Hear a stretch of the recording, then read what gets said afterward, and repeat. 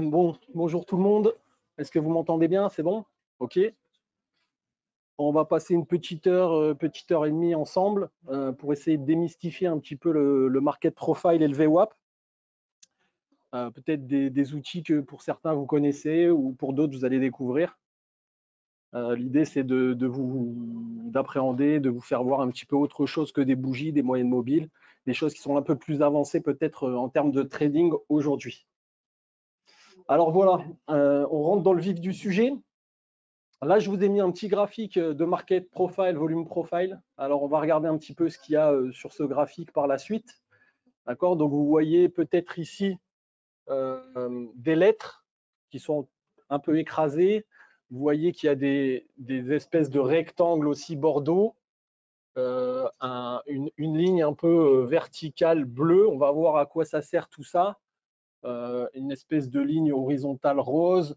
Et puis deux petites lignes, on va voir un petit peu à quoi ça sert. Donc en fait,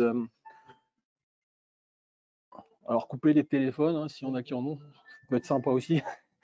Donc le market profile, c'est quoi? C'est une méthode qui a été mise au point dans les années 80 par Mike Ball et Peter Steinmeier, qui sont deux membres du CBOT. Donc le CBOT, c'est le Chicago Board of Trade, et c'est une représentation basée sur un triptyque qui prend en considération du temps, du prix et des volumes. Le market profile, il permet aux traders de connaître l'acceptation ou le rejet de prix de façon très précise. Les traders ont commencé à s'en servir dès les années 1985. Donc, vous voyez que c'est quelque chose d'assez récent. Et malgré l'arrivée des algorithmes au jour d'aujourd'hui, elle reste une référence dans le milieu du trading aujourd'hui, car elle permet de déterminer des zones avec précision. Au market profile, la variable temps a plus d'importance que dans d'autres méthodes et permet de prendre position souvent lors de changements de lettres. Alors, qu'est-ce qu'on va retrouver un petit peu sur ce graphe market profile? Eh ben, comme je vous l'ai dit tout à l'heure, on va retrouver des lettres, d'accord? Chaque impression de lettre dure 30 minutes et chaque lettre porte le nom de TPO pour Time Price Opportunity. Une impression de lettre se fait chaque fois qu'un prix est échangé ou tradé et chaque prix touché durant 30 minutes aura donc la même impression de lettre. D'accord? Donc, si un actif cote, par exemple, 12 000 et qu'on monte à 12 001, eh ben, vous allez avoir une lettre qui va s'imprimer sur 12 001. Alors, à quoi ça ressemble? Ben voilà, concrètement, à quoi ça ressemble? Vous avez peut-être l'habitude de voir ce type de choses sur vos graphiques. Et ben, le market profile, ça ressemble plutôt à ça, avec donc du coup des impressions de lettres. Donc là, vous avez un market profile déployé, où on a déployé les lettres. Là, c'est la même chose, mais condensée.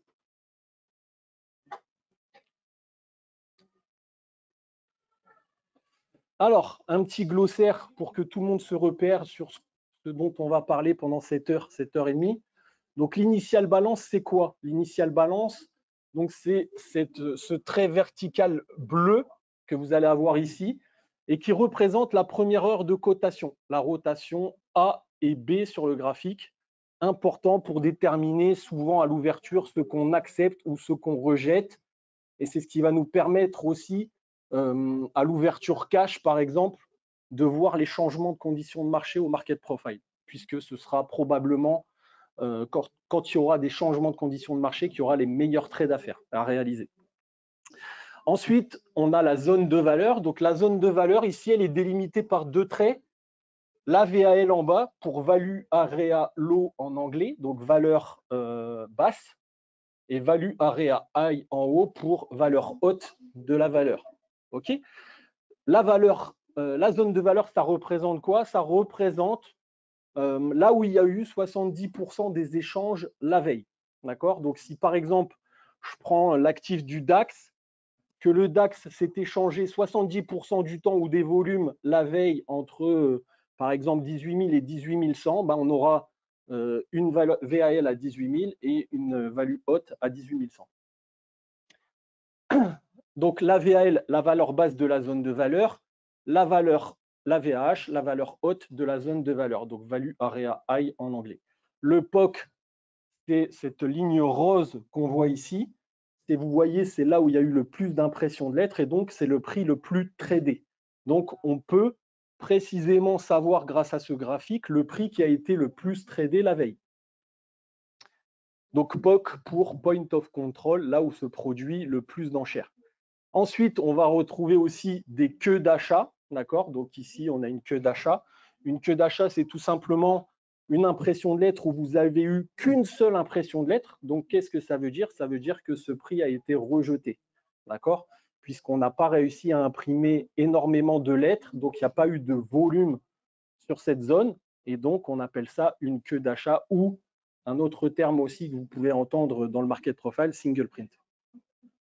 Donc une single print, c'est toujours une zone où il y a eu un rejet du prix, où il y a eu une seule impression de lettres. À l'inverse, une queue de vente se retrouvera en haut de l'actif et c'est la même chose, ce sera une zone où il n'y a eu qu'une seule impression de lettres. Okay. Ensuite, vous allez entendre parler de range. Donc le range, ce qu'on appelle le range au market profile, c'est la totalité des TPO du bas jusqu'en haut, qui représente très souvent, puisque vous verrez par la suite, si vous vous intéressez au market profile, qu'on va étudier ça sur la journée précédente ou sur la semaine précédente ou sur le mois précédent si on veut faire du swing. Okay. Donc le range représente la totalité des TPO sur le graphique. Ensuite, l'OPR pour Open Price Range, ce sera le range des 15 premières minutes. Pardon. Très souvent, l'OPR, quand on parle d'OPR, on parlera d'ouverture cash. Donc par exemple, encore une fois, pour le REX, pour le DAX, ça sera 9h, 9h15 par exemple. Pour les US, 15h30, 15h45. Alors ici, je vous ai mis un petit exemple, d'accord? Donc là, pour ceux qui ont écouté, il y a une queue de vente, d'accord? Et là, vous voyez en bas, d'accord, on n'a pas de rejet des cours. Donc ça, c'est ce qu'on appelle un manque de rejet ou une faiblesse au market profile qui va avoir tendance, comme il n'y a pas eu de rejet du prix, le prix va être attiré à nouveau vers cette zone. D'accord? Vous voyez également ici qu'on a deux impressions de lettres, donc il n'y a pas eu de rejet du prix en haut de ce graphique, et donc probabilité forte, même quasi sûr que le marché revienne. Alors la question, c'est est-ce qu'il revient dans les 5 secondes ou est-ce qu'il revient le lendemain? Ce n'est pas obligatoire qu'il revienne le jour même dessus. Donc ça, on appellera ça un port high ou un port low. D'accord? Port high si le manque de rejet est en haut. Port low si le manque de rejet est en bas. Donc ça signifie tout simplement que l'enchère n'est pas terminée, donc le prix aura tendance à revenir sur cette zone de prix pour effectuer un excès, un rejet. Ça, on l'a déjà vu. Donc, intérêt un petit peu d'utiliser le market profile, c'est une nouvelle représentation qui va mettre en avant, du coup, l'équilibre et le déséquilibre. Et on va voir cette notion, c'est quoi un équilibre, c'est quoi un déséquilibre de marché. Une zone dans laquelle se sont échangés les prix pendant environ 70% du temps, appelée la zone de valeur, on l'a vu juste avant, d'accord, avec une zone de valeur basse et une zone de valeur haute. Et un point de contrôle, donc un POC, Point of Control. On verra aussi des prix ayant suscité de vives réactions, d'accord? Donc on l'a vu avec les singles, quand il y a un fort rejet du prix et où on ne passe qu'une seule impression de lettre, d'accord? Ça, c'est un rejet. Quand on y passe du temps, plus on passe du temps sur une zone de prix, plus cette zone est acceptée au market profile. Moins il y a d'impression de lettres, moins cette zone est acceptée. Différents types de journées, donc on n'aura peut-être pas le temps de voir tout aujourd'hui, mais il faut savoir aussi qu'on va retrouver des profils de TPO, donc des profils, des formes de lettres qui reviennent régulièrement de la même manière, d'accord, donc des types de journées. Différents types d'open, d'accord, pour ceux qui connaissent un petit peu du test drive, des open en rejection reverse, ce type d'ouverture, donc on va pouvoir déterminer aussi en fonction d'une ouverture de marché, les probabilités que le marché fasse, par exemple, un test drive ou un rejection reverse. Et différents types d'opérateurs avec leurs spécificités. Alors, la zone de valeur, c'est quoi? Donc, on l'a vu déjà un petit peu en amont. Sur le graphique, elle est représentée donc par cette ligne horizontale haute et cette ligne horizontale basse. D'accord? On a vu que c'est là où, finalement, se retrouver la majeure partie des échanges de la veille. Donc, si on regarde un profil, market profile journalier, donc le jour précédent, si on regarde un market profile hebdomadaire, la semaine précédente, et ainsi de suite. D'accord? Vous pouvez le transposer sur différentes temporalités. Ensuite, on va retrouver donc l'initial balance, hein, qui est la première heure de cotation, donc les deux impressions de lettres. Pourquoi deux impressions de lettres? Parce qu'on verra tout simplement ce qui va être rejeté de ce qui va être accepté, puisque deux impressions de lettres, ce sera une acceptation au market profile, d'accord? Alors qu'une seule impression de lettres, ce ne sera pas une acceptation au market profile. Puis le POC, donc ici, avec une ligne rose, le prix le plus tradé la veille, pareil.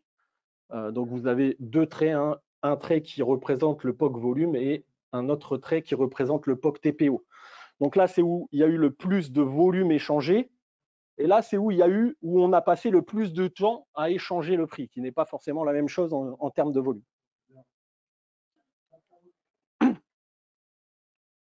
Je l'ai déjà passé, ça. Tac, tac. Donc, on va voir maintenant un petit peu cette notion d'acceptation et de rejet au market profile. Principe de l'acceptation dans un graphique market profile. Une double impression de lettres TPO confirme une acceptation. Ça veut dire quoi? Ça veut dire que si j'ai une résistance sur le DAX à 18 000, au market profile, pour que je considère qu'on franchisse cette résistance, il faut deux impressions de lettres au-dessus de 18 000. Si le marché dépasse 18 000 avec une seule impression de lettres, admettons on a un mouvement de volatilité suite à une news, et on dépasse les 18 000 avec une seule impression de lettres et le marché revient, eh ben, la résistance n'est pas considérée comme cassée. Okay, on sait qu'une impression de lettres dure 30 minutes. En gros, il faut une cassure horaire, puisque deux impressions de lettres, donc 2 fois 30 minutes, pour considérer qu'un niveau est rompu ou accepté. C'est pour ça que parfois, vous avez des supports qui sont enfoncés, ou parfois, vous avez des résistances qui sont dépassées et que le marché revient dans son range. En d'autres termes, pour donc confirmer l'acceptation, exemple, une acceptation de value, c'est quand il y a du volume dans la value. D'accord? S'il n'y a qu'une seule impression de lettres et que les prix sont chassés de la zone de valeur, on n'aura pas d'acceptation de cette zone de valeur. D'accord? Ça veut dire quoi concrètement? Ça veut dire que si j'arrive le matin, je prépare ma séance, la zone de valeur de la veille, elle est là. À l'ouverture, j'ai une impression de lettres qui ouvre dans la value et que les prix sont chassés de la value directement à l'ouverture.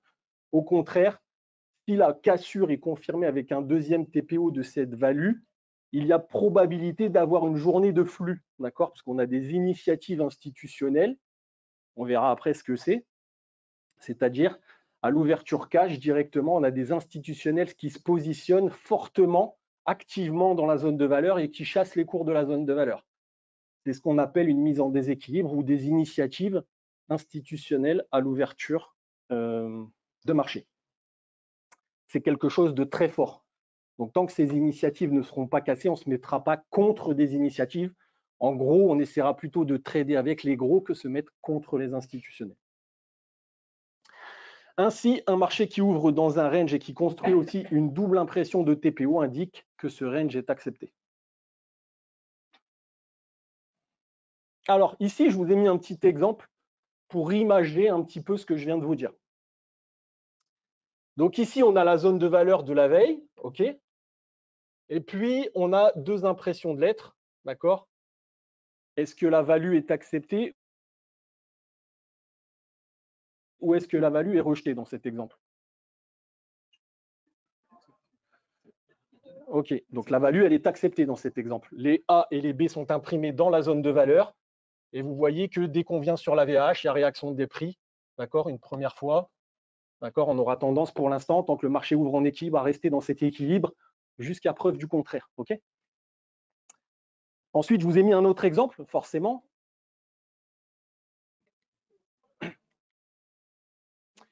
Donc, principe du rejet dans un graphique market profile. Par contre, la notion de rejet est indiquée par une seule lettre, par une lettre simple au TPO, ce qui souvent sous-entend qu'un niveau qui serait dépassé par qu'une seule impression de lettre, comme je vous ai dit auparavant. ne serait pas considéré comme franchi ou cassé. Ainsi, un marché qui ouvre dans un range et qui construit qu'une seule impression de lettre au TPO dans le range, puis sort de celui-ci, indiquerait que ce range est rejeté. OK? Donc voilà un deuxième exemple. Comment est la value ici? Donc la zone de valeur précédente est ici. Et c'est ce que je vous ai dit tout à l'heure. On voit bien là l'initiative institutionnelle à l'ouverture. Donc le petit A orange, c'est l'ouverture du marché. Et donc là, les prix, finalement, viennent tester et puis sont chassés directement de la zone de valeur. Donc grosse initiative à l'ouverture. Marché fortement déséquilibré. OK, on confirme la cassure de la value avec un deuxième TPO.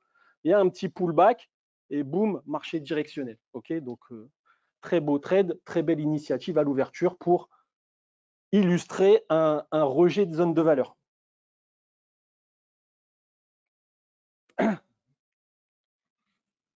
Donc, en gros, si je dois synthétiser ce que je viens de vous expliquer ici, on a une notion d'acceptation à gauche, une notion de rejet à droite. Okay, donc là, on voit qu'on est dans l'acceptation de la valeur, puisqu'on met du volume dans la zone de valeur. Les prix travaillent. Finalement, on est dans un marché, ce qu'on va appeler un peu rangy, d'accord, où on va pouvoir faire du trading contrariant dans ce type d'ouverture. Pourquoi? Parce qu'on accepte et que les prix d'aujourd'hui sont finalement les mêmes que ceux d'hier. La valeur, elle est acceptée à l'ouverture. Donc, jusqu'à preuve du contraire, jusqu'à temps qu'il y ait un opérateur qui nous fasse sortir de cette value, on pourra faire du trading contrariant. À l'inverse, donc ici, on a la zone de valeur précédente de la veille et les prix sont chassés par une initiative à l'ouverture institutionnelle. Là, on sera plutôt dans un trading directionnel. Donc là, par contre, on ne fera pas de trading contrariant, mais on fera plutôt du trading directionnel où on essaiera de se mettre dans le même sens que les institutionnels. Ouverture dans la value, les prix sont chassés de la value, d'accord, et confirmés par un deuxième TPO qui break la value. Alors, on va voir un petit peu cette notion donc, que je viens d'expliquer brièvement d'équilibre et de déséquilibre qui est très, très importante au market profile. D'accord? Pourquoi c'est très important? Tout simplement parce que ça va conditionner notre trading. Okay, dans un marché équilibré, on ne va pas s'attendre à avoir une session où on va faire 200 points en direction. D'accord?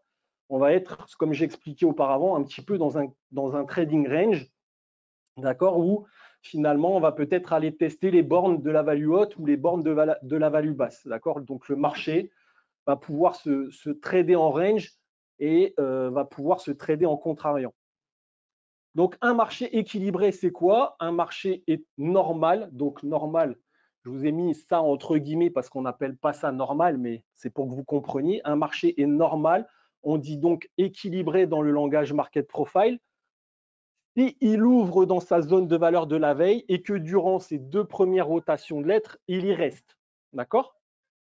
On peut très bien avoir un changement de conditions de marché en cours de séance, mais on va essayer de faire simple pour l'instant et de rester un peu dans le simple pour vous donner un peu l'envie de connaître ce process et d'aller plus loin. Donc là, ici, je vous ai mis un marché équilibré. D'accord?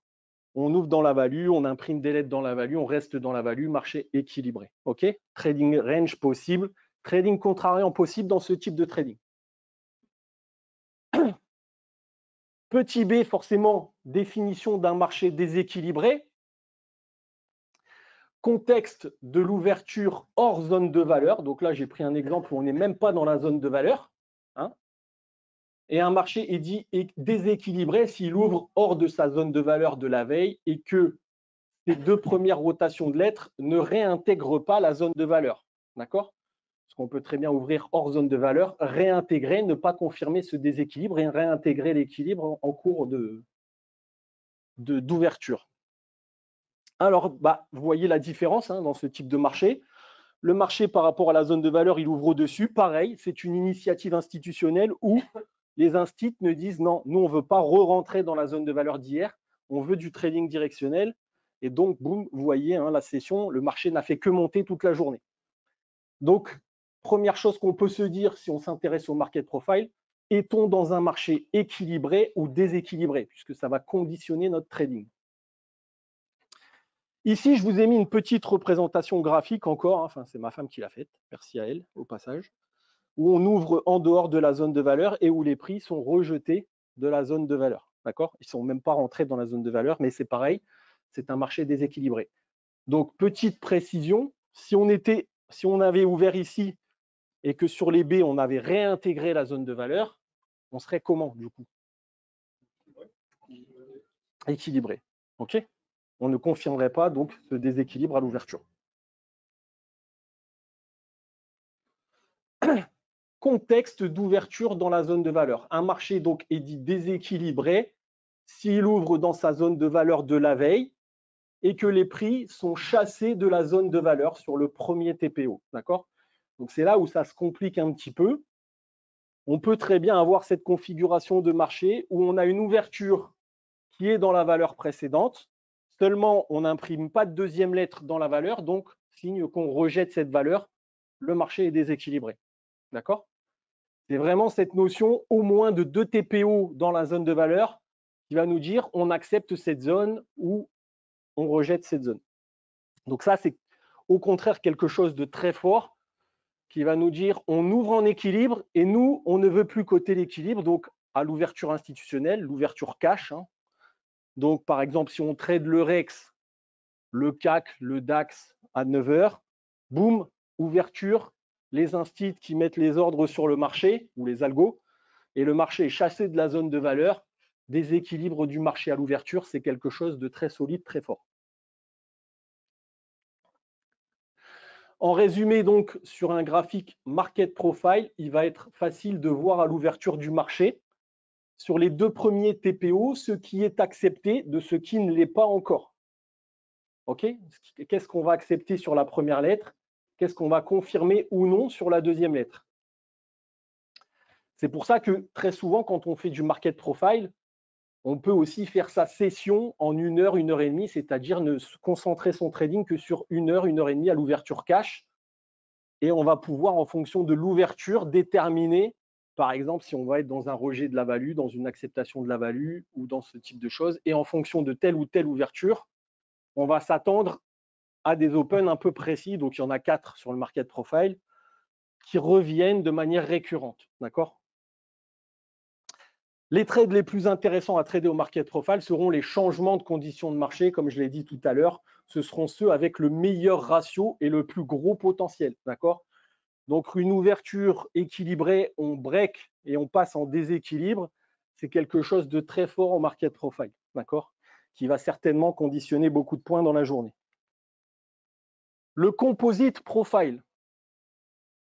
Alors, on va voir un petit peu cette notion de composite profile. Nous le savons, le marché, il est rarement parfait. C'est-à-dire que, par rapport à ce qu'on a vu en amont, on ne va pas avoir des zones de valeur qui vont tout le temps se chevaucher, enfin, qui vont tout le temps se succéder comme ça. 70% du temps, le marché est en range aussi, il ne va pas être rare de se retrouver avec ce type de marché. On verra la photo juste après. Et la difficulté sera de savoir où est précisément la valeur. D'accord? C'est-à-dire qu'il y a des jours où on va avoir une zone de valeur et puis on va avoir un deuxième jour où la valeur va se chevaucher avec la valeur précédente, mais sans gros flux. D'accord? Vous allez voir la photo juste après et je vais vous expliquer un peu ce qui est possible de faire dans ce type de configuration parce que c'est un peu comme une compression d'un range, si je dois schématiser, où on reste certain temps et un break de range. D'accord? Donc, quand on va créer un petit peu ce composite, finalement, c'est quoi un composite? Est-ce qu'il y en a qui savent dans la salle? Non? C'est oui, forcément, Enrique qui est un de mes élèves, mais est-ce qu'il y en a d'autres qui savent? Donc, le composite profile, ça va être quelque chose où on va additionner la valeur de plusieurs jours pour créer une zone de valeur de range, d'accord, mais précise, pour voir où sont les changements de conditions de marché, market profile précis. Donc, les changements équilibre, déséquilibre, on l'a vu juste avant, précisément, d'accord. Au lieu d'y aller en tâton en disant ça va être là, on va avoir un prix défini, une borne bien définie de prix où on va pouvoir faire cette valeur qui va additionner plusieurs jours. Alors, le principe de construire donc un composite profile va être d'apporter, comme je viens de le dire, de la précision sur une seule et même valeur qui comportera plusieurs jours et qu'on appellera composite ou CVA. D'accord? Moi, je l'appelle CVA pour composite value area. D'accord? Sachant qu'un composite sera toujours plus important qu'une zone de valeur simple. Alors, afin de construire un petit peu le composite profile, on va respecter certaines règles. Et je vais vous énoncer un petit peu ces règles.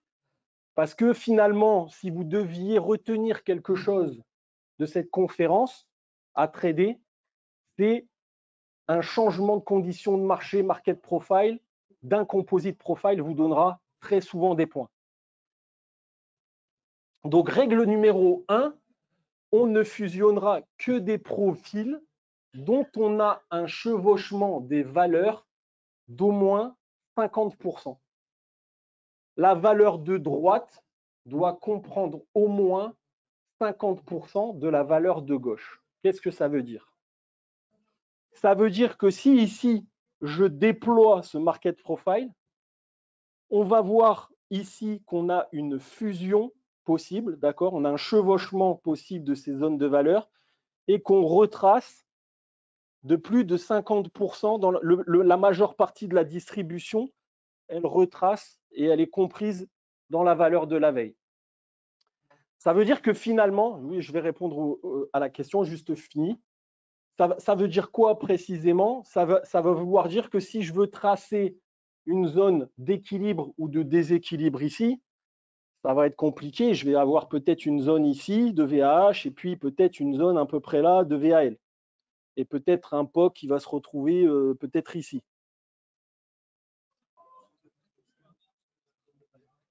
50% de retracement dans la zone de valeur. En gros, si je déploie ce profil, il faut que la majeure partie de la distribution de ce profil il soit compris dans la zone de valeur. OK? Donc ça, c'est la première règle pour créer un composite. Pardon? Oui. En gros, ce qu'on veut voir ici, c'est si on déploie le market profile, on veut voir que la majeure partie de la distribution, elle soit dans la valeur de la veille, pour la fusionner justement. D'accord? Le but, c'est de comprendre que là, on va fusionner ça en un seul profil. D'accord? Pour créer une zone de valeur plus précise. Je vais répondre aux questions après, hein, parce que sinon, j'ai beaucoup de slides à voir et on n'ira pas au bout. Mais après, si vous voulez, je répondrai à vos questions. Donc ici, dans cet exemple, on peut fusionner les profils. On voit bien que la value de droite retrace d'au moins 50% et qu'elle est comprise dans la value de gauche. Il faudra toujours que la value de droite soit comprise dans la value de gauche. D'accord? Et on fusionnera toujours de la gauche vers la droite, jamais l'inverse. Règle numéro 2 pour créer un composite, on peut continuer à fusionner un profil tant que les profils suivants sont compris dans le composite profile. On continue de fusionner tant que la règle 1 se poursuit. Ça veut dire quoi? Ça veut dire que si ici, je prends ce composite, cette value simple, que je la fusionne, que j'ai un composite qui comprend encore ce composite, eh ben, je peux faire une fusion de l'ensemble des composites, toujours de la gauche vers la droite. Donc, le profil 3 ici est compris dans le composite. On continue donc de fusionner. Donc là, je vous ai mis le composite que ça ferait si on fusionnait les trois. D'accord? Donc, on aura quelque chose comme ça. Et au lieu d'avoir finalement 3 zones de valeur un peu dispersées, on aura précisément les 2 changements de conditions de marché, déséquilibre, équilibre du market profile. Règle numéro 3, lorsqu'on a un profil en double distribution, on ne prend en compte que la distribution comprise dans au moins 50% de la valeur antérieure. On splittera alors le profil de la double distribution. Ça veut dire quoi? Nous, notre intérêt, ça va être toujours de trouver des valeurs où un équilibre a persisté, d'accord, avec du volume. On l'a vu tout à l'heure, cette notion d'acceptation et de volume. Donc ici, j'ai du volume. Ici, j'ai du volume. Ici, est-ce que j'ai du volume? Non. On a un simple TPO, on n'y a pas passé du temps, on n'a pas réussi à imprimer pendant longtemps du volume. D'accord? Donc le but, ça va être de splitter ici pour ne prendre cette fusion que ça et ça. D'accord? Donc on va arriver finalement à ça. D'accord? Donc sur les plateformes de trading spécialisées Market Profile, souvent, vous avez la possibilité comme ça de splitter l'actif et ça va vous servir finalement à créer une nouvelle zone de valeur. OK? Donc là, je vais splitter ici et je vais fusionner finalement que ça. D'accord? Donc je vais avoir une valeur ici, une valeur ici de composite. Règle numéro 4, si on voit un retour à l'équilibre sous 3 jours, mais que le profil 1 et 2 ne sont pas fusionnables, on peut tout de même fusionner les trois. Si le troisième profil, eh bien, il vient rétablir l'équilibre dans le premier. D'accord? On vérifiera que le composite soit bien bombé et qu'il ait une belle distribution. Donc, je vais imaginer un petit peu ce que ça veut dire ce charabia. On a une zone de valeur ici. On a une deuxième zone de valeur ici. Est-ce qu'on fusionne? On ne fusionne pas. D'accord? On l'a vu. Il faut que les valeurs se chevauchent d'au moins 50%, qu'il y ait une partie de la distribution qui soit comprise dans la première. Ce n'est pas le cas. OK? Par contre, sur le profil 3, on revient dans l'équilibre du premier. D'accord? Je vais considérer que tout ça, c'est du range, puisque là, ici, on a eu un débordement qui n'a pas été confirmé. On revient dans l'équilibre du premier. Tout ça, pour moi, je vais en faire un composite. D'accord? Donc, c'est la règle finalement où le troisième jour, on revient dans l'équilibre. Je vais faire un équilibre de tout ça pour avoir une zone de valeur précise. Puisqu'ici, on a été déséquilibré, il n'y a pas eu cette accélération attendue. On revient dans l'équilibre, le déséquilibre n'a pas été confirmé. Je vais refaire un composite de tout ça. Donc ici, on peut créer aussi, dans ce cas-là, dans cette règle, un composite profile. Règle numéro 5. Après avoir créé un composite, on ne se préoccupe plus du profil qui est sur la gauche. Une fois que le composite est fait, on peut être confronté à fusionner un profil sur la gauche. D'accord? C'est-à-dire qu'à un moment donné, je vais avoir un profil ici, puis à force de fusionner des profils peut-être qui vont ranger, je vais me retrouver avec une fusion possible du profil de la gauche. Il ne faut pas le faire. D'accord? Il faudra toujours respecter la règle de fusion de la gauche vers la droite et jamais de la droite vers la gauche. Règle numéro 6, qui me paraît évidente par rapport à tout ce qu'on a énuméré en amont.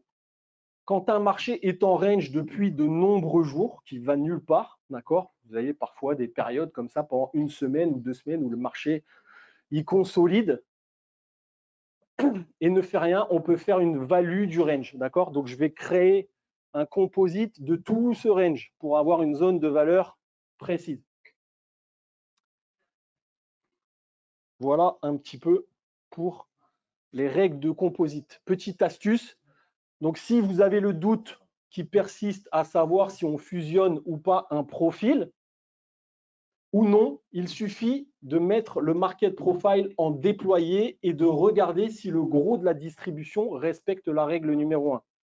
Donc la règle des 50% de retracement et de la majeure partie de la distribution dans la value précédente. OK ?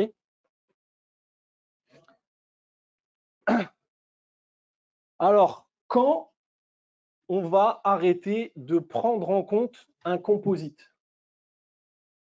Lorsqu'un composite entre en conflit avec un composite 2, il est possible de ne plus prendre en compte les points déjà touchés. Ça veut dire quoi? On va expliquer un peu tout ça après. Ou alors, lorsqu'un composite est totalement comblé, il peut être alors effacé et n'a plus d'importance. Donc, quand un composite est traversé de part et d'autre, on pourra l'effacer définitivement, il n'aura plus d'importance. Alors, sur cet exemple, on voit le POC, la CVAL, déjà retestée sur ces points et sont donc désormais à exclure du composite dans cet exemple. Okay, ça veut dire quoi? Grosso modo, que si ici, on a un composite en ouverture qui break, probablement que la zone d'atterrissage du marché sera ici. Pourquoi? Parce que ici, on a déjà testé ces deux bornes et qu'elles ont déjà réagi, donc elles n'auront plus d'importance.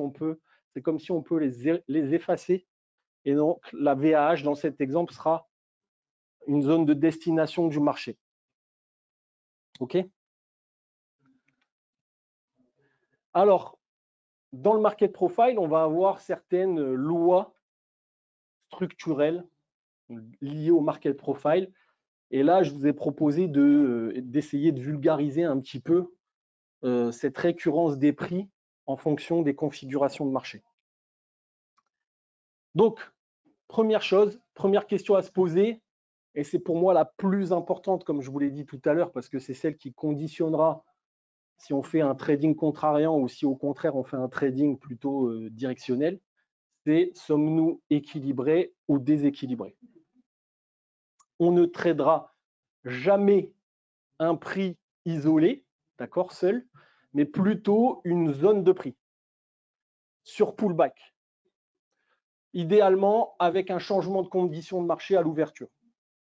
Donc, on va expliquer après ce que tout ça, ça veut dire. Donc ici, je vous ai fait un petit schéma, d'accord, avec les lois de récurrence de prix. Donc, les prix retestent souvent les zones où les conditions de marché ont changé. D'accord? Ça veut dire quoi, ce que j'ai mis là? Bah, ici, par exemple, vous pouvez voir que le marché il a ouvert dans cet équilibre de composite. D'accord? Et que le marché il a cassé cet équilibre de composite. Et ben, vous voyez que derrière, le marché il a retesté ce composite. D'accord? Voilà ce que ça veut dire. Donc, les prix viennent, quand on a une cassure, un changement de conditions de marché à l'open, très souvent, les prix viendront retester ce changement de conditions de marché.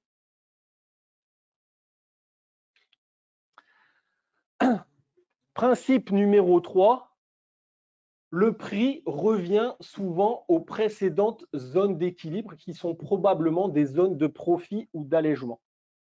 Ça veut dire quoi? Ça veut dire qu'à partir du moment où on a un composite profile, là on est dans le cas de composite, et dans le cas où on a un changement de conditions de marché et où on vient breaker ce composite, ben, très souvent, on ira chercher des zones de destination sur le marché qui seront d'autres composites. D'accord? Donc, admettons, j'ouvre dans ce marché, je casse ce composite, je vais aller tester ce composite.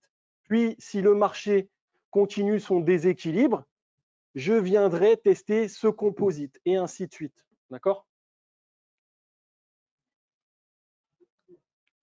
Donc, on va naviguer finalement, en résumé, d'un composite profile à un autre composite profile.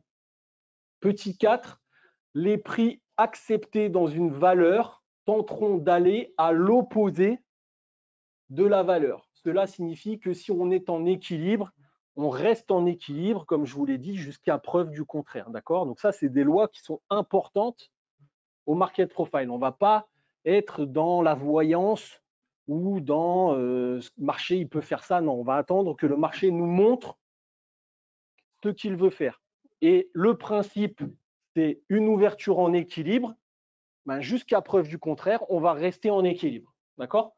Donc, si on ouvre en équilibre et que cet équilibre est confirmé à l'ouverture, qu'on vient retester la VAL et que les prix restent en équilibre, on aura tendance à aller tester la VAH. D'accord? Donc, à traverser cette zone de valeur. Petit 5, les prix acceptés à l'extérieur d'une valeur resteront en déséquilibre jusqu'à la prochaine zone d'équilibre. Cela veut dire qu'on ne fait plus un marché, donc féder, ça veut dire se mettre contre, d'accord? On ne fait plus un marché qui est mis en déséquilibre jusqu'à la prochaine value area au minimum, d'accord? Le marché sera déséquilibré jusqu'à preuve du contraire. Donc là, c'est le cas inverse. On a vu le cas où le marché est équilibré jusqu'à preuve du contraire. Si le marché est déséquilibré, le marché restera en déséquilibre jusqu'à preuve du contraire. OK? La bagarre entre les acheteurs et les vendeurs est toujours plus grande au milieu des zones d'équilibre. On voit souvent des mouvements et actions de market maker rendant des entrées en position avec des stops courts plus difficiles, plus souvent soumis à stop run. Pourquoi? Le market maker, il va être payé sur la liquidité qu'il va mettre sur le marché. D'accord? Donc, lui, comme il sait qu'on est en équilibre, il va tenter de faire trader un maximum. Donc, quand on va être dans la zone de valeur, c'est très souvent là où on va avoir des excès de marché. Et on va avoir ces stop runs qui sont possibles. Un, il y a moins de force, d'accord? On reste en équilibre finalement par rapport à la veille. On n'a pas une forte conviction directionnelle puisqu'on fait du trading contrariant. Et donc, le market maker va pouvoir aller chercher des stops pour générer de la liquidité, pour faire trader au maximum les traders. D'accord? Donc, très souvent, c'est là où les débutants vont s'exciter. D'accord? Alors que c'est plutôt là où vous devriez vous mettre un peu plus à l'écart du marché et réaliser peut-être 1 ou 2 trades sur des bornes, des points d'inflexion, par exemple comme la VAH ou la VAL, dans ce type d'exemple, et rester à l'écart parce qu'il n'y a pas franchement d'opportunité sur le marché, puisqu'on est dans la zone de valeur précédente. Petit 7, on s'attend à la même chose jusqu'à preuve du contraire. Trader ce que l'on voit sans prévision. D'accord? Ça veut dire quoi? Ça veut dire qu'un marché qui ouvre en équilibre, jusqu'à preuve du contraire, jusqu'à temps qu'il nous prouve qu'il se met en déséquilibre, on va trader l'équilibre de marché. Donc, on trade ce que l'on voit sans faire de prédiction. Cela permet de réadapter notre plan en permanence. Ainsi que nous sommes dans la value, on s'attend à y rester et à traverser. D'accord? On l'a vu sur une loi précédente. Quand on est dans la zone de valeur, on aura tendance à aller rechercher la valeur opposée. OK?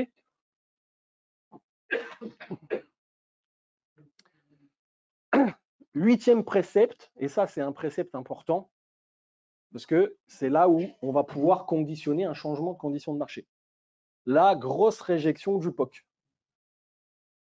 Un début de changement de condition de marché, la réjection du POC.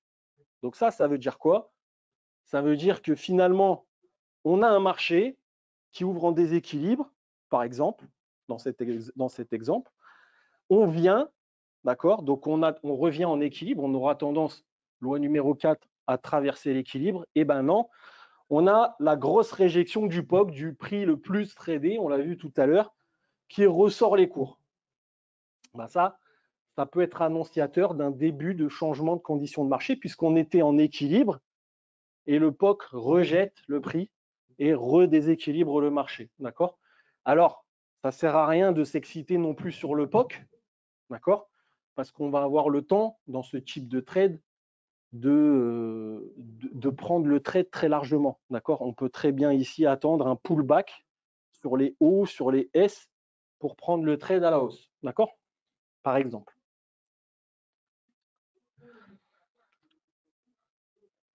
Neuvième précepte, un second début à un changement de condition de marché, la compression.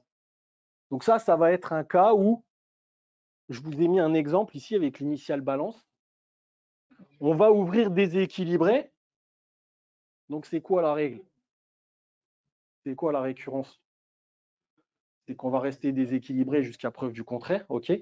Sauf qu'on voit que l'initial balance n'est jamais cassé. Et on compresse comme une accumulation dans l'initial balance, d'accord?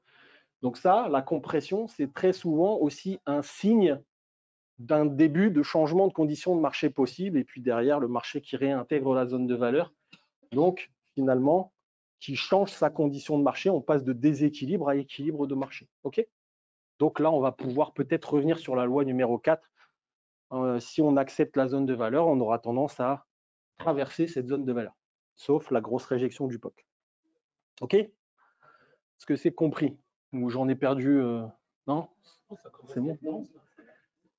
Ah, je vous ai dit qu'on n'est pas venu ici pour rigoler.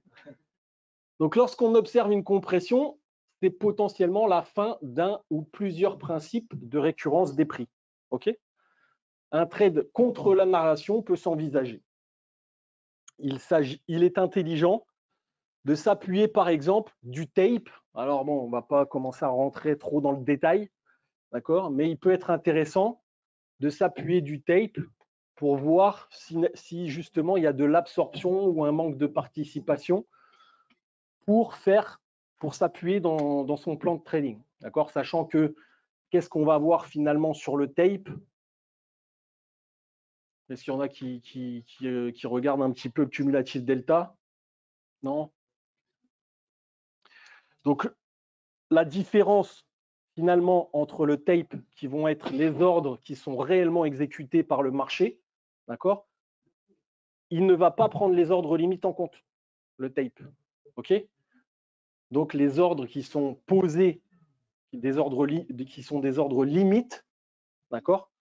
Vous n'allez pas les voir dans le tape. C'est pour ça que parfois, vous avez des prix qui montent et un tape qui descend ou l'inverse. D'accord? Parce que finalement, il y a un phénomène d'absorption qui se met en place avec des ordres limites qui sont posés dans une zone qui font que le prix soit stable, mais qu'il y a des ordres qui sont réellement exécutés. D'accord? Donc ça peut nous donner des informations aussi dans notre trading. Conclusion de tout ça, l'apport du market profile versus d'autres méthodes. Petit 1, des concepts permettant d'identifier un sens prioritaire. Petit 2, des journées directionnelles possibles en cas de déséquilibre confirmé. D'accord? Et des zones clés d'intervention avec les zones d'équilibre, de déséquilibre, qui feront toujours des changements de conditions de marché. D'accord? Quand on passe d'une valeur au range ou d'un range à une valeur, c'est toujours un changement de conditions de marché. Voyons maintenant comment le market profile en corrélation avec le VWAP nous permet de comprendre le marché et de trader de manière réfléchie. Pas mal, hein, là? Donc là, je vous ai mis le deuxième concept un petit peu dont on va discuter, qui est un peu plus bref, parce que je pensais mettre un peu plus de temps finalement sur le market profile. C'est les graphes de VWAP. Donc, est-ce que déjà, il y en a parmi vous qui connaissent, à part Enrique, le VWAP? Oui, il y a pas mal de gens qui connaissent le VWAP. Donc, le VWAP, pour ceux qui ne connaissent pas, je vais expliquer un peu ce que c'est. Ça signifie Volume Weighted Average Price. C'est le prix moyen pondéré en volume. Quand nous parlons de dynamique, nous parlons du VWAP en cours, c'est-à-dire du VWAP qui bouge. Et quand nous parlons de statique, nous parlons de market profile ou de VWAP antérieur qui ne bouge plus. Aujourd'hui, 80% du marché est algorithmé, on le sait, d'accord? Un algorithme a besoin d'avoir des données simples à analyser. Et il va se repérer par rapport à des ruptures de rythme de VWAP. C'est pour ça qu'aujourd'hui, le VWAP, il a son importance, parce que dans le trading algo haute fréquence, beaucoup d'algos vont amplifier, vous avez peut-être vu de plus en plus ce mécanisme, où finalement on a des petits, et puis d'un coup, boum, on a un flux de marché qui part. C'est des ruptures de rythme de VWAP où des algos de fréquence viennent amplifier un mouvement qui se retourne. Alors, c'est quoi l'intérêt d'utiliser le VWAP? Il y a plusieurs raisons principales pour lesquelles le prix moyen pondéré en fonction du volume, d'accord, du VWAP, il est important pour les traders institutionnels. Premièrement, il s'agit d'un prix de référence utilisé pour contrôler le coût d'exécution. D'accord? Ça veut dire quoi? C'est quoi le souci d'un institutionnel? Qu'est-ce qui fait bouger les marchés aujourd'hui? Ce n'est pas nous, petits traders particuliers, même si on a un portefeuille de quelques millions, c'est les institutionnels. Les grosses firmes qui ont des milliards sous gestion, qui font bouger les marchés. C'est quoi leur problème à eux? c'est qu'ils ont tellement de liquidités à mettre sur le marché qu'il faut de la contrepartie. D'accord? Et cette contrepartie, ils vont la trouver où? Ils vont la trouver là où il y a du volume. Donc, voilà la référence au VWAP, Volume Weighted Average Price. C'est là où il va y avoir le plus de volume, c'est sur les zones de VWAP et les standards déviation de VWAP. Donc, première raison, c'est un prix qui va garantir pour les institutionnels l'exécution de leur trade déjà. Deuxième chose, le VWAP est un facteur dans les évaluations de performance de notation des traders. Un trader qui veut vendre, s'il vend au-dessus de VWAP, il aura une meilleure notation qu'un trader qui vend en dessous de VWAP. Donc le VWAP va toujours être aussi un référentiel pour la notation d'un desk de trader. Ensuite, les algorithmes utilisent le VWAP comme entrée car il s'agit du prix juste, le fair price peut-être en anglais, et donc d'un prix où il y a de la liquidité qui va permettre aux algorithmes et aux institutionnels d'être servis et exécutés. On appelle ça une exécution VWAP garantie. Représentation. Donc voilà à quoi ça ressemble, un graphique de VWAP. Donc là, je vous ai montré un petit trade. Bon, c'est un trade que j'avais pris, c'était pas le plus mauvais d'ailleurs, hein, mais un petit short sur le DAX que j'avais pris avant de partir en vacances, qui a donné 900 points de baisse. Mais la problématique, c'est pas ça. Ce qu'on va voir d'intéressant, c'est que le VWAP, il répond à une loi qu'on appelle la loi normale, d'accord, une courbe de Gauss, pour ceux qui connaissent un petit peu les maths.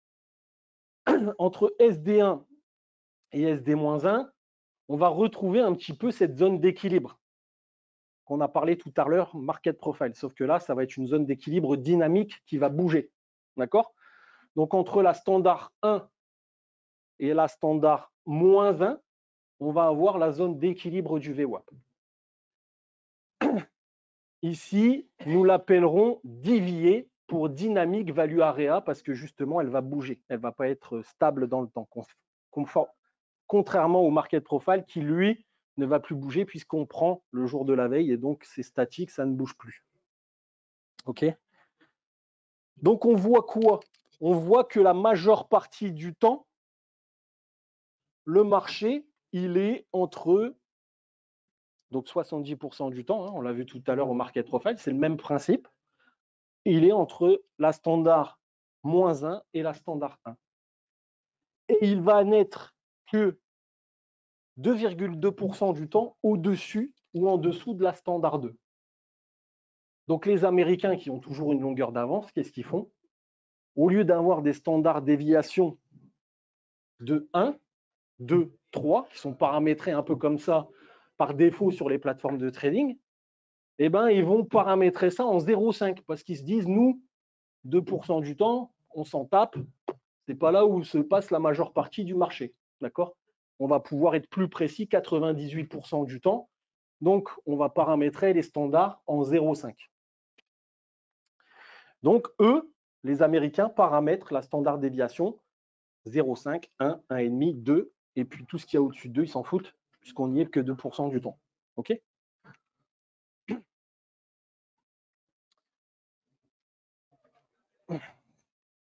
Ça, je ne vais pas en parler tout de suite. Alors, qu'est-ce qui va être intéressant? Les gros principes au VWAP. Au market profile, ça a été l'équilibre et le déséquilibre. Au VWAP, c'est pareil. Mais on n'appelle pas ça comme ça.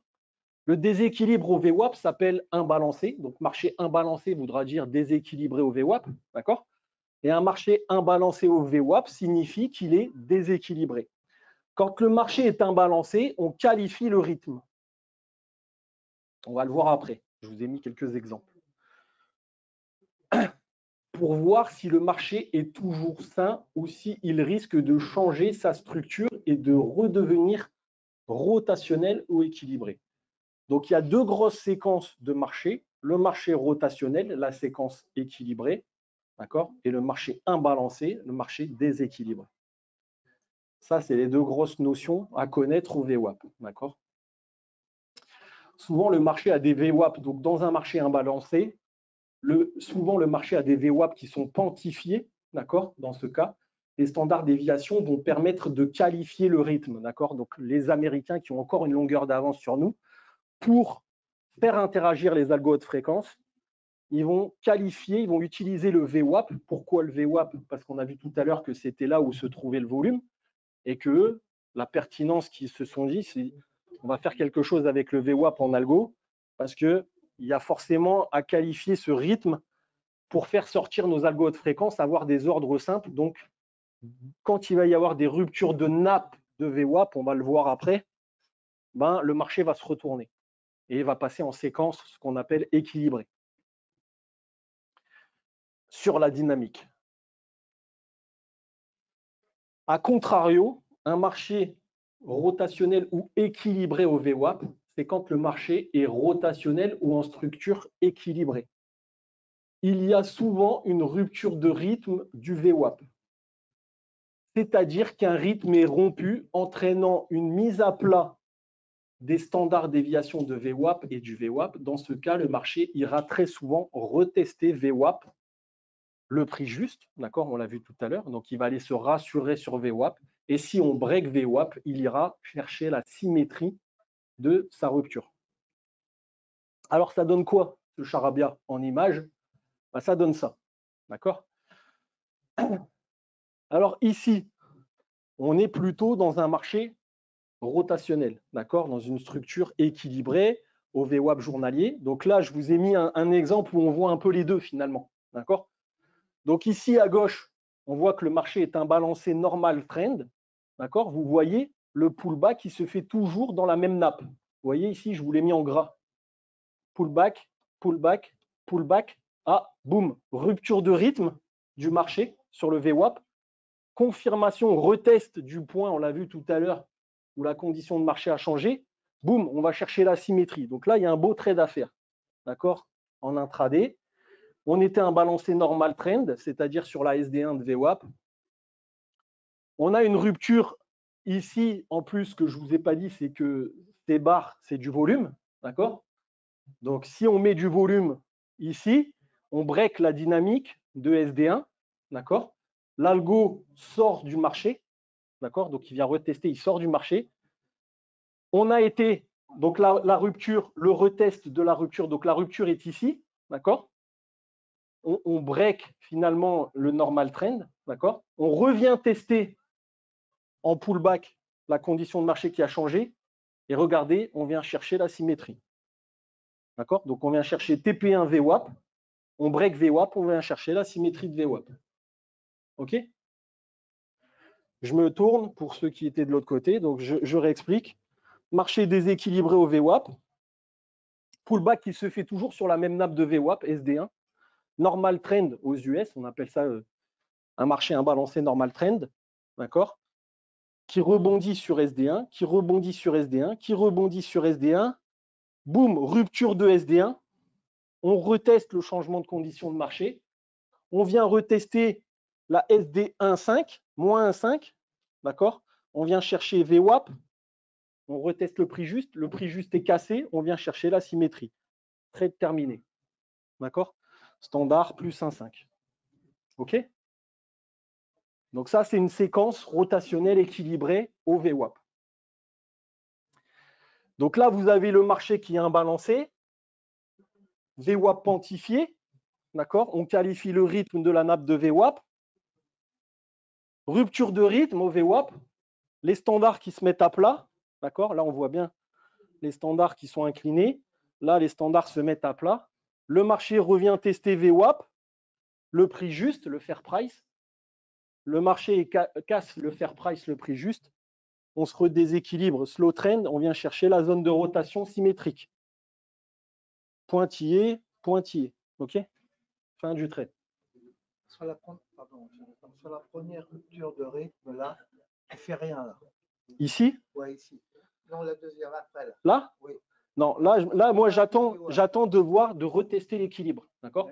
Donc là, ici, on revient tester, tu vois, SD-1, qui est la zone d'équilibre au VWAP. On l'a dit tout à l'heure.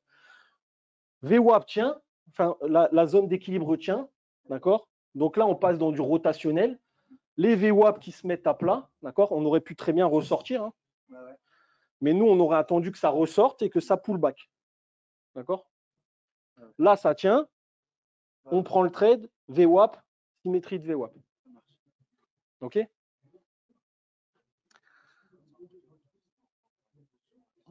Pardon? Là, par exemple, on aurait pu prendre un short agressif. D'accord? C'est la zone de symétrie. Les VWAP sont à plat. D'accord? Donc, on va attendre une rupture de rythme qui est ici. Hein, d'accord? Puisque là, le pullback s'était fait sur le normal trend. Encore rupture du normal trend. Boum. On revient chercher encore la symétrie. On est parti de SD2, SD-2. OK? Donc là, on est dans une séquence équilibrée. À nouveau, pullback sur la SD05, slow trend, rupture du slow trend. Boum, on revient chercher SD2. D'accord? Donc le marché, finalement, il a fait probablement en structure rotationnelle. Donc on était certainement dans une zone de valeur.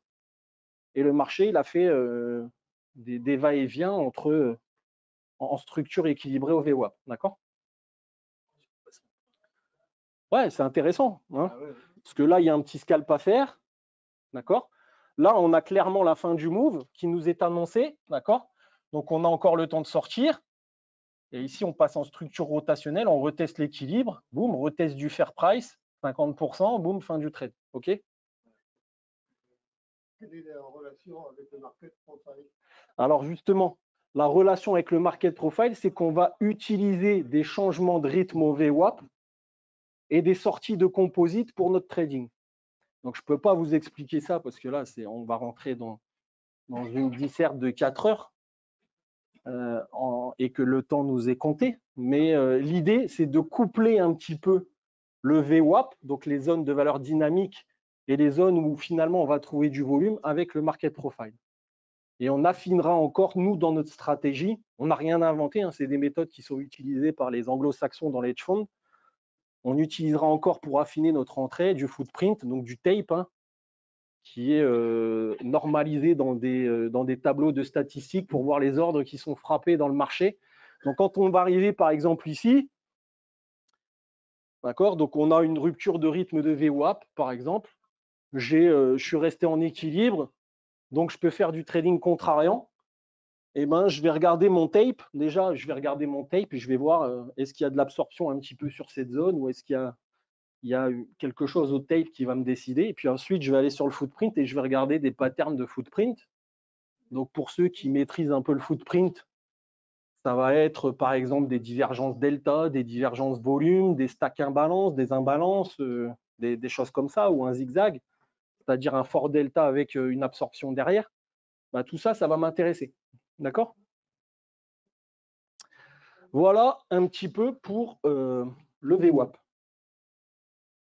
Je crois que je suis au bout, non? Voilà, je vous ai mis un exemple numéro 2 pour bien comprendre. Donc, hein? Ah, il y en a 3. Ok, tu as bossé quand même, hein? Putain. Donc, pareil, marché imbalancé. Ok? VWAP quantifié, on va qualifier le rythme. Donc, le rythme ici, normal trend, normal trend. Normal trend, c'est SD1. Donc, il ne faut pas qu'on mette du volume sous SD1. SD1 qui est représenté par la nappe grise ici sur mon écran. Ok? Donc, on voit le marché qui réagit assez bien hein, quand à chaque fois on revient. Donc, nous, on sait que l'action des prix, finalement, au VWAP, elle doit se passer là, dans cette borne. D'accord? Donc, ici, boum, boum. Donc là, je peux trader, boum, je peux trader, boum, je peux trader, boum, je peux trader, boum, je peux trader, boum. D'accord? Donc, ça en fait, hein, on scalpe.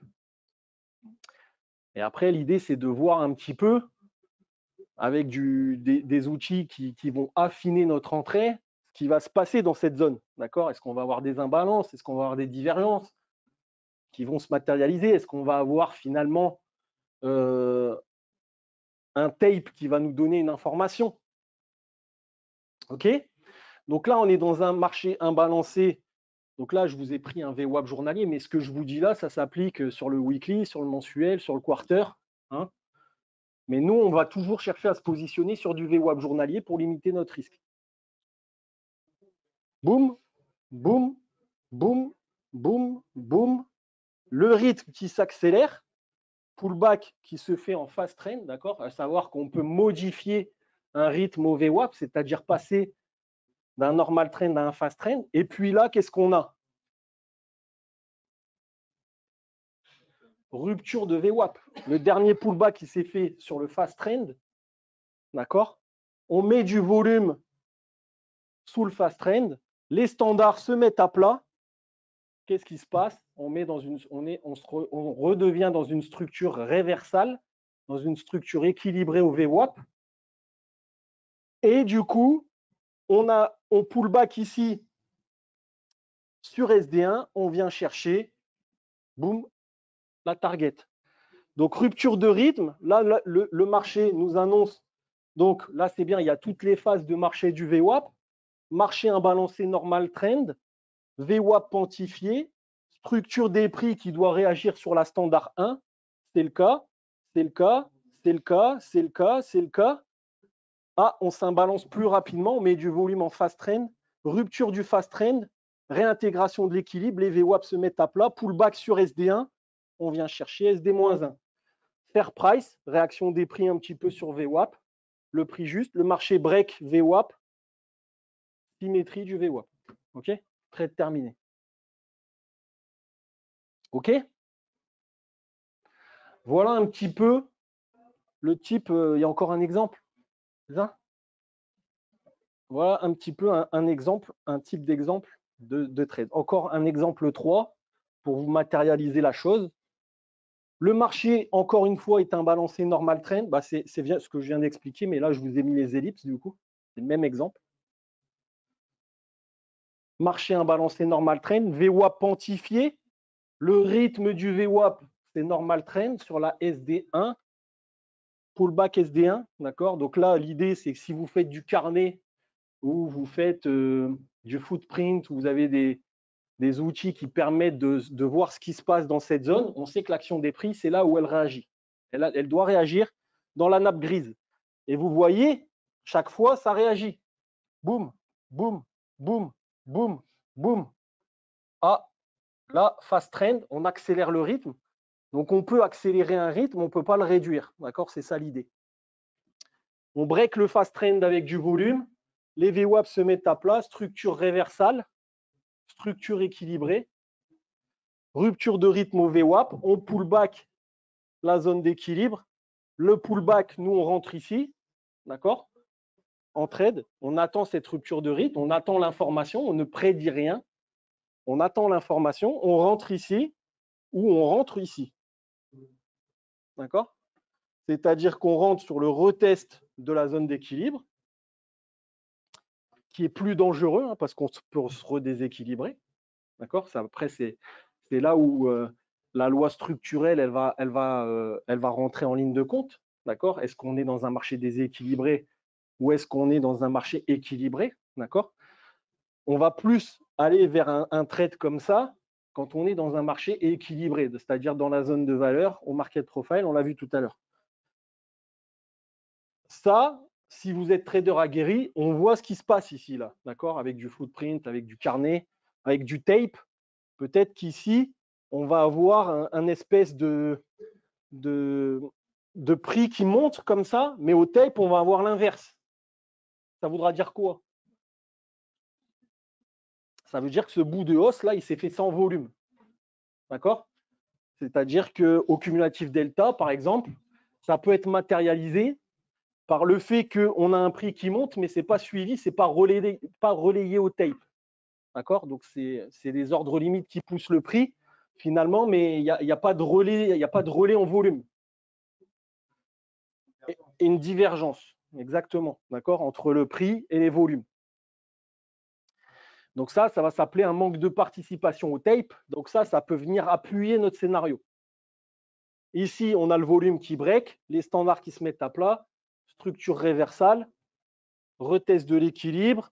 Le retest de l'équilibre, c'est fait sur SD1. Le pullback de la rupture de rythme, hein, on vient retester SD1, on vient chercher -1, la symétrie. OK ?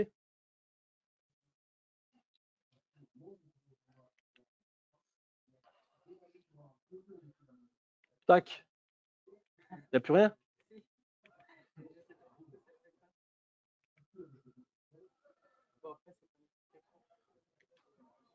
Voilà. Est-ce que vous voulez? La présentation, elle est terminée. Je n'ai pas été trop mauvais, hein, 1h15. Est-ce que vous avez des questions? Est-ce que vous voulez que je revienne sur un sujet? Alors, prends le micro. Est-ce qu'on peut avoir des exemples de trades sur le market profile? Alors là, il aurait fallu que je prenne un tableau.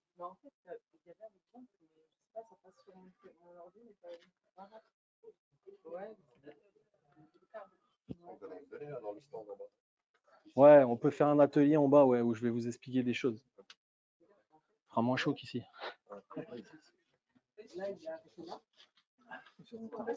Est-ce que tu privilégies plutôt les achats au-dessus du VWAP et les ventes en dessous ou pas? Oui. Après, ça va dépendre d'une conjoncture. C'est-à-dire que moi, est-ce que le rythme est préservé? Donc, il y a différents rythmes. D'accord? Là, tu les as représentés sur le VWAP. Donc, tu as un rythme ici, un rythme là et un rythme ici. D'accord? Moi, ce que je vais regarder, c'est si le rythme, on est toujours dans le rythme. Parce que les algos de fréquence, ils vont qualifier ce rythme. D'accord? Ils vont se servir du VWAP. Alors, voilà. Explication d'un trade. Voilà. Il est entré le VWAP ou pas? Hein? Il est entré ou pas le VWAP? C'est-à-dire? Est-ce qu'il bouge ou pas? Non, il y a un point d'ancrage, en fait, un point de début. Les enfants ont fait une étude, une analyse. Bah, le VWAP, en fait, c'est la session. C'est les volumes sur la session. Donc, Donc en fait, ça dépend de nous, parce que je voyais que tu fais dans sur TradingView, il y avait deux choix, soit le ancré, soit le normal. Moi, je prends du VWAP, c'est-à-dire classique. Il est réglé, donc j'en ai deux. Il est réglé en 0,5.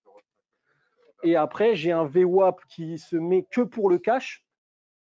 D'accord? Donc, par exemple, si je trade le REX qui va commencer à 9h, d'accord? Donc, le début va se mettre à 9h. Et après, je vais avoir un VWAP, ce qu'on appelle ETH, Electronic Trading Hour aux États-Unis, qui va prendre aussi le relais sur la partie pré-market ou post après le fixing. Donc là, je vous ai mis un petit exemple de ma méthode, sachant que, bon, avec tout ce qu'on a expliqué, je pense que votre tête, elle doit fumer un petit peu déjà. Donc,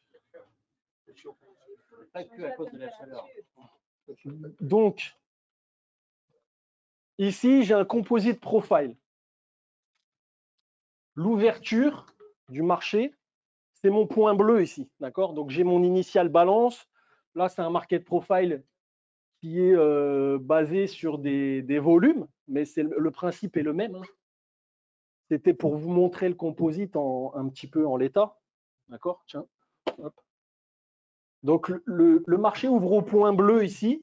Donc, je suis déséquilibré jusqu'à preuve du contraire. D'accord? C'est une des lois de récurrence qu'on a vues tout à l'heure. Et puis, on voit sur les deux premières rotations que le marché ne confirme pas son déséquilibre à l'ouverture. Donc, on réintègre l'équilibre. OK? Ça, c'est une pattern déjà au market profile qu'on appelle un RPB. Return Value Pullback, retour dans la zone de valeur. Donc ici, j'ai une ouverture. Hop, acceptation de la zone de valeur. Et nous, je vous ai dit, on travaille que sur pullback, d'accord, sur confirmation. Ici, on pullback la VAL, premier trade possible. RPB, on ouvre en déséquilibre, changement de conditions de marché, RPB. Hop, on rentre dans la loi, dans le précepte numéro 2 de tout à l'heure. Un marché qui est en équilibre reste en équilibre et traverse sa zone de valeur. Donc, on peut rentrer ici. D'accord? Pam! Je vais chercher ma VH. Hein. Je suis pour aller chercher ma VH. Et là, qu'est-ce qui se passe? J'ai une autre loi de marché qu'on a vue tout à l'heure, la grosse réjection du POC. D'accord? Donc là, on voit une grosse réjection du POC qui redéséquilibre le marché. D'accord? Et bien là, ici, regardez, je vous ai mis là, ça, c'est cette représentation au VWAP. D'accord? Moi, je vais me servir de ça pour rentrer. Donc, c'est quoi mon trade, en l'occurrence, que j'ai fait? J'ai un déséquilibre de marché. L'initial balance, elle ouvre, je suis déséquilibré sous le composite. Il n'est pas confirmé à l'ouverture cash. Les instituts réintègrent l'équilibre. OK? Donc, mon ouverture au VWAP, cash, le marché déséquilibre, les VWAP se mettent à plat, on break SD1, donc on break la zone d'équilibre au VWAP. Donc, on passe un balancé sur la dynamique de VWAP. Hein, donc, la dynamique, elle a toujours une force. Par exemple, c'est quand on a une dynamique déséquilibrée au VWAP qu'on va casser un équilibre sur du structurel, sur du market profile, par exemple. Ici, on se déséquilibre. On va imbalancer le marché normal trend, d'accord, sur SD1. Là, mon marché, vous avez vu qu'il me donne déjà la dynamique. C'est-à-dire que là, il me fait un premier pullback sous la zone de valeur. Je pourrais me dire ça va repartir short, mais non, ça tient. D'accord? Donc la dynamique, elle est forte. OK? Donc là, il y a eu du volume fortement des algos à l'open ou des instits. Et boum, il y a un premier pullback. Et là, il doit y avoir certainement de l'absorption sur le tape. En tous les cas, on ne redescend pas. D'accord? C'est maintenu. Et là, on a même une information qui est primordiale pour nous, qui va nous qualifier un peu le rythme du mouvement dont je vous ai parlé tout à l'heure. D'accord? En l'occurrence, ici, normal trend. Bah, regardez, je réintègre ma zone de valeur avec du volume, en sachant qu'ici, je vous ai dit que c'était des zones de volume, des bougies de volume. D'accord? Moi, je mets la pertinence de regarder le VWAP, c'est avec du volume. Parce que qu'est-ce qui va faire qu'on rejette ou qu'on accepte une zone? Finalement, c'est le volume qu'on y met. D'accord? Plus on passe de temps dans une zone de prix, plus elle est acceptée. Boum, on revient chercher VAL, SD1. Qu'est-ce qui se passe? Boum. Le marché qui monte. D'accord? On revient chercher rupture de rythme ici. On revient tester VWAP. À nouveau, absorption. Le fair price est à peu près au niveau de la VAL. Reabsorption du fair price. On se redéséquilibre, slow trend. Le rythme change. Donc là, rupture de rythme, on ne va pas chercher la symétrie. Le marché s'arrête sur VWAP. Mais on l'a dit, hein, il y a deux targets quand il y a une rupture de rythme. C'est le retour sur VWAP, d'accord, le retour sur la zone d'équilibre déjà, premièrement, qui est ici. D'accord, le marché peut rester déséquilibré s'il est fortement haussier et repartir. Mais s'il remet du volume dans sa zone d'équilibre, il va aller se rassurer sur le fair price, sur le VWAP. VWAP. Break de VWAP, symétrie. Là, ce n'est pas le cas. VWAP réagit, la VAL tient. On serait un balance slow trend. Donc là, on est sur un rythme standard bleu. D'accord? Boum, premier pullback. Le rythme. Boum, standard bleu. D'accord? Le rythme s'accélère, il est préservé. D'accord? Et on va chercher le POC. D'accord? Donc là, on avait un premier trade ici à faire pour traverser précepte numéro 2, la zone d'équilibre. D'accord? Déséquilibre de marché, changement de conditions de marché, réintégration de l'équilibre, on va traverser la zone de valeur. Sauf une des deux changements de conditions de marché qui sont la grosse réjection du POC ou la compression. D'accord? Ici, normal trend, premier scalp. Le fair price, d'accord? Donc là, on n'est pas rentré, hein, on ne sait pas si ça va tenir ou ressortir de la value. On serait un ballon slow trend, d'accord? Donc, du volume qui est passé sur VWAP, là, on le voit à l'achat. Retest, absorption probable au tape, d'accord, qui doit être visible. Boum. Encore une fois, pour si vous n'êtes pas rentré, deuxième chance. Boum. Toujours pas. On est toujours dans l'équilibre, pas de changement de conditions de marché, pas de rupture de rythme. Troisième chance. Là, boum, le POC. Qu'est-ce qu'il peut y avoir sur le POC? Donc là, quand on arrive sur une target comme ça, soit on coupe tout, soit on regarde ce qui se passe sur des outils. Alors moi, j'utilise le footprint, hein, ou certains utilisent le carnet, d'autres, voilà. Est-ce qu'il y a des gros ordres limites qui sont posés là? Est-ce qu'il y a une information dans le tape qui va nous donner une information? D'accord? Donc là, ici, vous voyez qu'on s'imbalance fast trend. Boum, rupture de rythme. D'accord? Donc ici, la standard 1,5, dernier pullback, le VWAP qui se met à plat, on passe en structure réversale, rupture de rythme au VWAP, d'accord? Réintégration de la zone d'équilibre, pullback sur SD1. On revient tester VWAP, cette fois VWAP lâche, d'accord? Je vous l'ai mis, VWAP lâche, boum, symétrie, et nous on doit sortir là, d'accord? Donc là on vient même, parce que là ils ont considéré qu'on faisait un pullback sur SD1,5 parce qu'il y a eu un petit peu de volume ici, hein, donc ils ont considéré, mais moi je serais sorti ici, d'accord? Sur le trade. Pullback de la rupture de rythme sur SD1, on vient chercher SD1. Boum, terminé, merci, au revoir. OK? Et nous, ce qu'on va chercher à faire, je ne sais plus qui me posait la question là tout à l'heure, c'est monsieur. Ben, nous, on va coupler ça avec du market profile. C'est-à-dire que quand on va rester en structure équilibrée sur du structurel dans un composite, moi, je vais me permettre de prendre des ruptures de rythme parce que je suis dans un trading, on l'a vu, rangy. D'accord? On reste en équilibre, en zone de valeur, trading contrariant possible. Par contre, ce type de trade, je ne le prendrai certainement pas si on break un composite, d'accord, et où il y a un fort déséquilibre. Je vais plutôt chercher, dans ce cas-là, à repayer VWAP ou à repayer la standard 1 pour prendre le sens du déséquilibre et accompagner le directionnel. D'accord? Donc ici, on voit une ouverture en déséquilibré à l'open cash. D'accord? C'est-à-dire une ouverture hors zone de valeur. L'ouverture cash, donc entre guillemets, j'ai mis institutionnel, hein, l'ouverture cash, c'est là où les gros volumes arrivent, ne confirme pas cela, d'accord? Retour dans la zone de valeur pardon, avec un rythme normal trend, on l'a vu ici, d'accord? Retour, donc là on voit le composite en gris, hein, d'accord?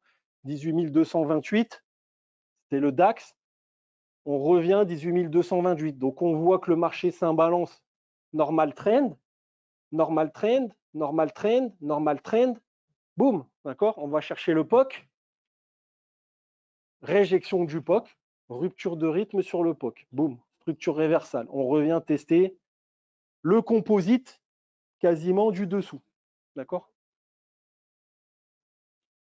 OK? Le marché change sa condition de marché à l'ouverture avec un retour à l'équilibre. Plus tard, on voit une réjection du POC. Donc, précepte 8 de la loi de récurrence des prix au market profile, la grosse réjection du POC. Probablement début de changement de conditions de marché. Et c'est ce qu'on voit ici. Grosse réjection du POC. Boum, on repasse en déséquilibre. D'accord? Donc, précepte numéro 8. Un marché est équilibré jusqu'à preuve du contraire. Grosse réjection du POC ou compression peut nous faire changer la condition de marché. Ici, on voit la grosse réjection du POC et le marché qui se redéséquilibre derrière.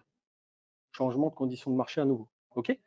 Et là, je vous ai mis les séquences de VWAP parce qu'on peut très bien rentrer qu'avec du VWAP journalier.